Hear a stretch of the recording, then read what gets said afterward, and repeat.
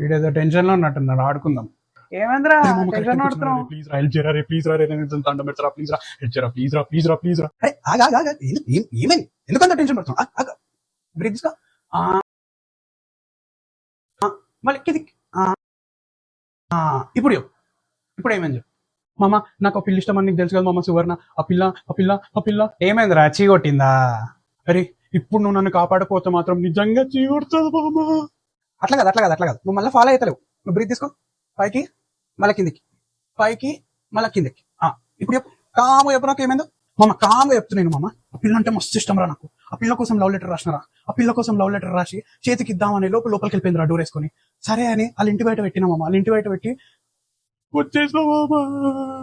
దాంట్లో ఏముందిరా? దాంట్లో లెటర్ల పేరు ఏమైనా రాసినావా? లేమమ్మా, లెటర్లో పేరేం రాయలే మామ.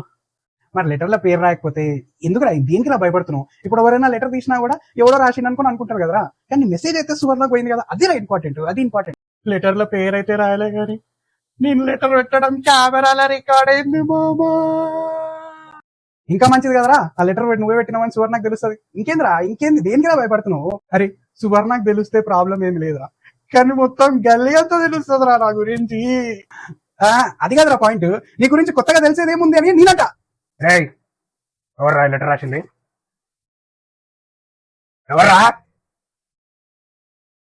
నువ్వా? ఈడా ఎవడ్రా?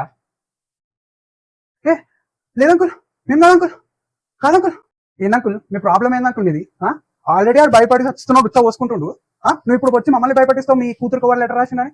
మీ ఇంటి ముందు కెమెరా ఉంది, దాంట్లో చెక్ చేసుకో. చెప్తున్నావు అది మమ్మల్ని వచ్చి అడుగుతుండు.